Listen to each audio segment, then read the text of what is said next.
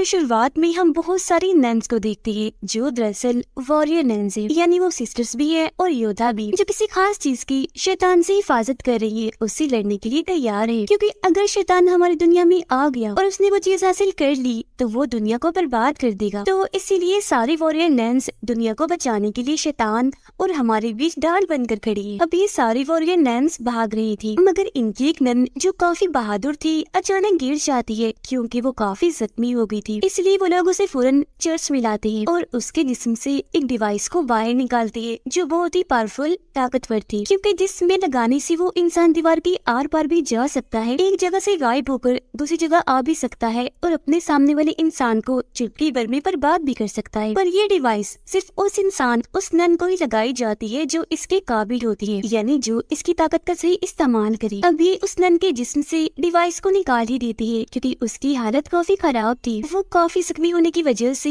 जल्द मरने वाली थी, पर उन्हें इस डिवाइस को बचाना है क्योंकि यही वो चीज है जिसे शैतान से बचाते आ रहे हैं। वो लोग फिर डिवाइस को छुपाने के लिए एक लड़की की लाश में डाल देते हैं और हैरत, जैसी डिवाइस उसके जिस्म में जाती है वो हिलने लगती है। अगले ही पल दोबारा से जिंदा हो गई थी। इस लड़की का नाम एवा था जो ऑर्फनेज में रहती थी, यानी अनाथ आश्रम में, जहाँ ऐसे बच्चों को रखा जाता है जिनका दुनिया में कोई नहीं होता, क्योंकि उसके माँ बाप की मौत हो गई थी। मगर जब वो 19 साल की हुई तो उसका वहाँ से जाने का टाइम आ गया, पर वहाँ की एक सिस्टर ने उसे जाने नहीं दिया, बल्कि एक इंजेक्शन लगाकर उसे जान से मार दिया था। वो जब ऑर्फनेज में थी तो चल नहीं सकती थी, पर अब डिवाइस उसके जिस्म में आने से वो चल भी पा रही थी, जिस वजह से वो काफी खुश थी। पर क्योंकि चर्च में खतरनाक लड़ाई चल रही थी, इसीलिए वो यहाँ के माहौल से बाहर निकलती है। बाहर आने पर उसकी मुलाकात एक चोर से होती है जो एवा को अपने साथियों से मिलवाता है, जो मिलकर छोटी मोटी चोरियां किया करते थे। यहाँ एवा को ख्याल आता है कि उस सिस्टर ने मुझे मारने की कोशिश की थी, जो हरकत वो और किसी बच्चे के साथ भी कर सकती है। इसीलिए वो बाकी बच्चों को बचाने के लिए दोबारा से ऑर्फनेज में जाती है। सिस्टर उस वक्त एक बच्चे को भी वो इंजेक्शन लगाकर मारने वाली थी, पर ठीक वक्त पर एवा वहाँ आकर उसे बचाने के लिए सिस्टर से लड़ने लगती है। अब इससे पहले कि सिस्टर उसे पलट कर मारती, वो गला घोटकर सिस्टर को जान से ही मार डालती है। अब चर्च के फादर को एवा के बारे में पता चल गया था, इसीलिए वो अपनी वॉरियर नन्स की आर्मी इन्हीं सभी सिस्टर्स को भेजती है एवा से वो डिवाइस वापस लेने के लिए। पर इन सिस्टर्स में से जो लिलिथ थी उसका इरादा ये था कि वो डिवाइस निकालकर अब मुझे दे दी जाए क्योंकि मैं उसके काबिल हूँ। पर फादर कहते हैं कि नहीं,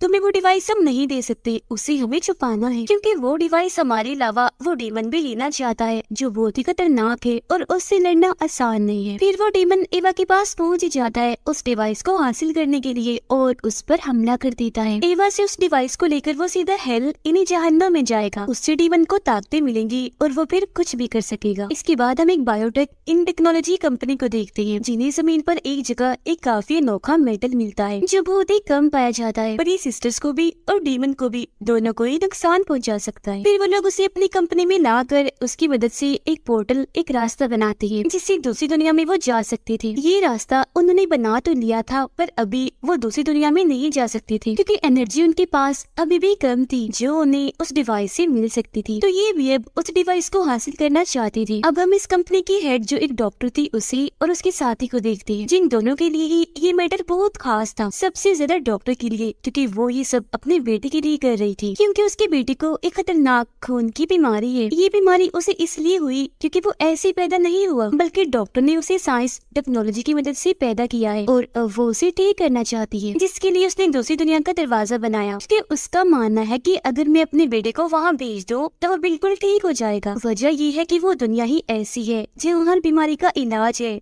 और वहाँ कोई भी नहीं मरता।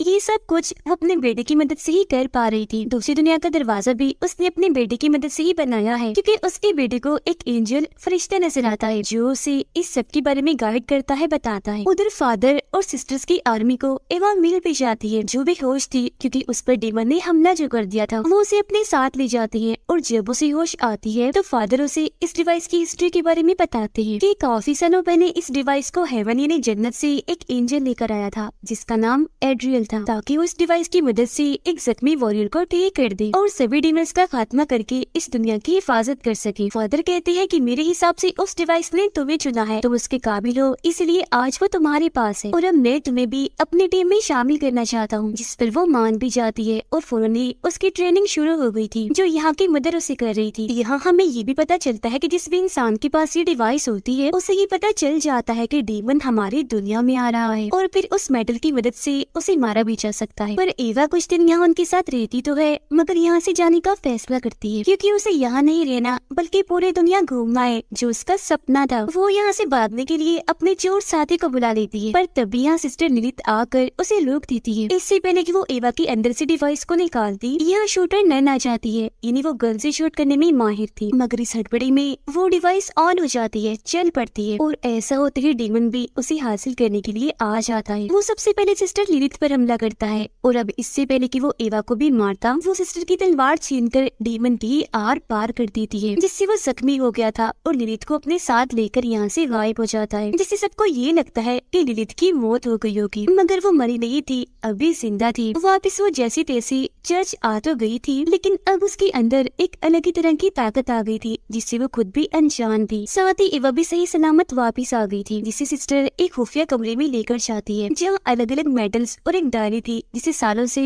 वॉरियर नर्स लिखती आ रही थी। इस डायरी से एवा को पता चलता है कि उस एंजल यानी एड्रियन की मौत हो गई थी क्योंकि उसने अपनी ये डिवाइस वॉरियर नर्स को दे दी थी। उसे दफनाने के बाद जो भी एड्रियन की कब्र के पास जाकर बैठता था उसकी हर तकलीफ हर बीमारी ठीक हो जाया करती थी। जिसके बाद सभी वॉरियर्स ने ये फैसला किया कि वो एड्रियन की लाश को एक जगह पर छुपाकर आसपास मोटी दीवार बना देंगे ताकि उसकी शक्तियाँ और किसी को ना मिल सके। इसीलिए हमने उसकी लाश को एक चर्च में कब्र बनाकर रख दिया ताकि उसकी शक्तियाँ वहाँ रहने वाले लोगों की काम आ सके। तो अब हमें एड्रियन के जिस्म का हिस्सा चाहिए, फिर चाहे वो हड्डियाँ ही क्यों ना हो, क्योंकि वो मिलने के बाद हम उन्हें खत्म कर देंगे और फिर डीमन भी यहाँ नहीं आ पाएगा क्योंकि हमारा मानना है कि उसकी शक्तियों की वजह से ही डीमन हमारी इस दुनिया में आ रहा है, वो भी एक पोर्टल रास्ते के जरिए। तो अब ये लोग फैसला करते हैं कि इस सब में हम डॉक्टर और उसके साथी की मदद लेंगे और एड्रियल की हड्डियों को हमने तबाह तो करना ही है तो हम उन्हें तबाह नहीं करेंगे बल्कि डॉक्टर को दे देंगे ताकि वो अपने बेटे का इलाज कर सके, जिसके लिए डॉक्टर मान भी जाती है और उसका साथी अगले ही पल चर्च आ जाता है ताकि वो एड्रियल की हड्डियों को हासिल कर सके। अब एवा जैसे उन हड्डियों को लेने के लिए जाती है तो उसे वह उसकी हड्डियां नहीं बल्कि खुद एड्रियल मिलता है, वो भी बिल्कुल सही सलामत जो ना जाने कब से यहाँ फंसा हुआ था। इसके अलावा एवा को यहाँ ये बात भी पता चलती है कि एड्रियल कोई एंजल नहीं है बल्कि वो डीमन है और वो डिवाइस उसने एक एंजल से चुराई थी, इसी वजह से डीमंस उसके पीछे लगी हुई थी। तो उस डिवाइस को बचाने के लिए एड्रियल ने उसे शुरुआत वाले नन के अंदर डाल दिया, साथ ही बाकी सिस्टर्स को भी पकड़ पकड़ कर वॉरियर नन्स बना दिया ताकि आने वाले डीमंस का वो मुकाबला करे, उन्हें रोके और खुद को फरिश्ता इसलिए बताया ताकि डीमन से सब उसे बचा ले। अब एड्रियल की सच्चाई उस वॉरियर नन को पता तो चल गई थी पर उसने किसी को भी नहीं बताया क्योंकि उसकी मौत जो हो गई थी। अब सारी सच्चाई जानने के बाद एवा उसे वो डिवाइस नहीं देना चाहती थी पर एड्रियल जबरदस्ती वो हासिल कर लेता है, जिससे काफी तेज एनर्जी को हम चलते हुए देख पाते हैं जो दूसरी दुनिया की उस रास्ते में बनी थी जो डॉक्टर ने बनाया था। उसके बेटे को भी ये बात पता चल गई थी, इसीलिए वो उस पोर्टल में जाने का फैसला करता है। अब वो तो चला जाता है पर उसकी मॉम नहीं जा पाती क्योंकि उन्हें उनका साथी रोक लेता है। तब तक वो रास्ता भी बंद हो गया था। अब बाकी वॉरियर नन्स और फादर भी एवा को बचाने के लिए यहाँ आ गई थी क्योंकि इन सब ने भी उस एनर्जी को महसूस कर लिया था और आखिरकार उसे बचाकर वो बाहर ले आते हैं। फिर जब एवा उन्हें एड्रियल की सच्चाई बताती है तो वो यकीन तो कर लेती है, साथ ही ये बात भी सामने आती है कि इतने वक्त से और कोई नहीं बल्कि फादर ही एड्रियल को जगाने की कोशिश कर रही थी, जो सुनकर सारे सिस्टर्स को काफी गुस्सा आता है। और अब क्योंकि एड्रियल जाग ही गया था तो वो अपने डीमन आर्मी को कंट्रोल में करके सिस्टर्स पर हमला करवा देता है, जिससे एक सिस्टर वहाँ से गायब हो गई थी। इसके बाद हम 2 महीने बाद का वक्त देखते हैं जहाँ एड्रियल के हमले के बाद एवा दूसरे शहर में आकर छुपी होती है, वो भी उस सिस्टर के साथ जो गायब हो गई थी और अब ये दोनों एक ही बार में काम कर रही थी। एवा ने यहाँ काफी लोगों से दोस्ती भी कर ली थी और सबसे ज्यादा जिससे उसकी बनती थी वो एक लड़का था जो उसे अपने ग्रुप में शामिल होने का कहता है, जिस ग्रुप का काम ये था कि वो एड्रियल को रोकेंगे, उसका मुकाबला करेंगे और दुनिया की हिफाजत करेंगे। ये जानते ही एवा टाइम बर्बाद ना करते हुए फौरन उसके ग्रुप में शामिल हो जाती है। पर सिस्टर जो एवा की दोस्त थी, जिसके साथ वो रह रही थी,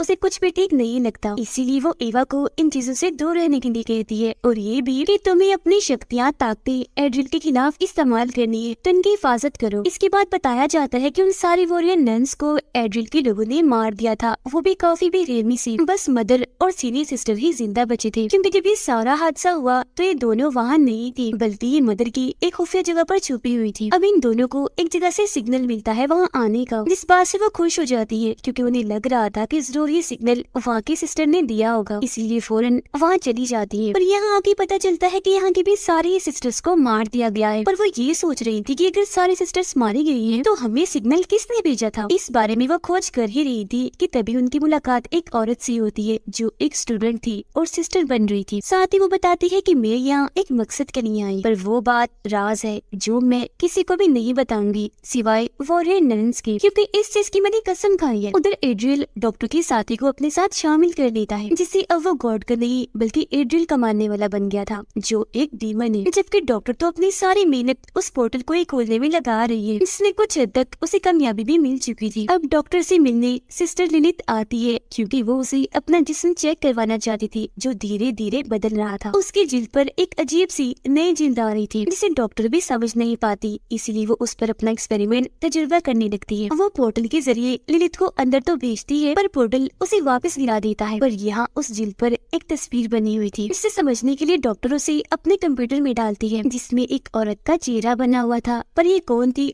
डॉक्टर नहीं समझ पाती। अब लिलित को लगने लगता है कि ये डॉक्टर मेरी मदद नहीं कर पाएगी, तो अब मदद के लिए वो जाती है एड्रियल के पास, जो उसकी मदद तो नहीं करता पर उसे अपने कंट्रोल में कर लेता है, ताकि लिलित मेरी तरफ ही रहे। जो चीज काम कर भी जाती है, क्योंकि लिलित उसकी तरफ हो गई थी। इसके अलावा वो उसे काफी सारी शक्ति भी देता है, जिसकी मदद से अब वो सारे डीमंस को देख पा रही थी। अब हम जानते हैं कि डॉक्टर का साथी एड्रियल के साथ मिल गया है, जो उस पर इतना भरोसा करती थी, पर उसने इस भरोसे का फायदा उठाकर एड्रियल की मदद की। उसे एक बिल्डिंग और बहुत सारे हथियार बना कर दिए, ताकि उस बिल्डिंग में उन हथियारों की मदद से एड्रियल अपनी शक्तियाँ दिखा सके और उसे पसंद करके लोग उसके साथ ही मिलते जाएं, ताकि उसकी काफी बड़ी आर्मी बन जाए। और अगर किसी ने उसकी बात ना मानी तो वो उन्हें यहाँ सजा भी देगा। अब दूसरी तरफ शक्तियों को इस्तेमाल करके एवा भी ये कोशिश कर रही थी कि वो एड्रियल की किसी भी प्लान को कामयाब ना होने दे। यहाँ ये भी बताया जाता है कि एवा का वो दोस्त जो उससे बार में मिला था, वो और कोई नहीं बल्कि डॉक्टर का बेटा था, जो उसका बड़े वाला रूप था। फादर भी जाग गया है दोबारा, क्योंकि अब वो एड्रियल का ही मानने वाला था। लेकिन बहुत ही जल्द उन्हें अपनी गलती का एहसास हो भी जाता है कि वो कोई गॉड नहीं है बल्कि डीमन है, शैतान है, जो अपने मकसद के लिए कुछ भी कर सकता है। तो वापस उन लोगों के साथ ही शामिल हो जाते हैं। यहाँ एवा एक खास किस्म की चीज के जरिए दूसरी दुनिया में जाती है, ताकि वहाँ से एड्रियल की कोई बड़ी कमजोरी ला सके, जिसमें वो कामयाब भी हो जाती है। ये वहाँ पहुंचकर उस कमजोरी के जरिए एड्रियल को हरा देती है, काफी बुरी तरह से। उसका काफी बहादुरी से उन्होंने सामना किया था, पर इस लड़ाई में बहुत सारे लोग जख्मी हो गए थे और 2 लोग मारे भी गए थे, जिनमें एक सिस्टर थी और एक एवा का दोस्त डॉक्टर का बेटा था। उनके अलावा एड्रियल से लड़ते लड़ते एवा खुद भी काफी जख्मी हो गई थी, जो अपनी सिस्टर दोस्त की गोद में थी। वो मरने वाली थी। तब उसकी हालत देखकर लिलित कहती है कि हमें इसे दूसरी दुनिया में भेज देना चाहिए, वहाँ ये ठीक हो जाएगी। अब ये फैसला उसकी सिस्टर दोस्त के लिए था तो काफी मुश्किल, पर एवा को बचाने के लिए वो उसे दूसरी दुनिया में भेज देती है। अब ये लोग जंग जीत तो गए थे, पर अभी इन्हें एड्रियल का खात्मा भी करना था, जिस बारे में वो स्टूडेंट, वो लड़की इन्हें सब बताती है कि एड्रियल का खात्मा कैसे किया जा सकता है। जो बात वो राज थी, जिस बारे में वो कह रही थी कि मैं सिर्फ इसे वॉरियर नन्स को ही बताऊंगी, जिसकी मैंने कसम खाई थी, और वो बात, वो राज एड्रियल के खात्मे की थी असल में, जो अब वॉरियर नन्स के काम आने वाली थी, जिसमें वो बताती है कि उसे मारने के लिए हमें जीसस का ताज चाहिए, जिसे फिर हासिल करने में वो कामयाब भी हो जाती है। पर बहुत जल्द एवा को पता चलता है कि एड्रियल को मारने का तरीका ये ताज नहीं है बल्कि कुछ और ही है। साथ ही उसका मकसद उस बायो कंपनी की मदद से दुनिया में एक ऐसी बीमारी फैलाना है, जिसे ठीक करने के लिए सबको उसकी तरफ आना ही पड़ता, क्योंकि उसके पास ही सिर्फ इस बीमारी का इलाज है। पर हकीकत तो ये थी कि वो कोई इलाज नहीं करता था, बल्कि वो डीमंस के जरिए उन सभी लोगों को डीमंस बना रहा था, अपनी एक काफी बड़ी आर्मी खड़ी करने के लिए। और इस चीज में उसे काफी हद तक कामयाबी मिल भी गई थी। उसने बहुत सारे लोगों को अपनी आर्मी में शामिल कर लिया था। सिर्फ इतना ही नहीं, बल्कि वो लोग जो जो दुआएं करती थी, उनकी एनर्जी को भी वो अपने मकसद के लिए इस्तेमाल करता था। इसके अलावा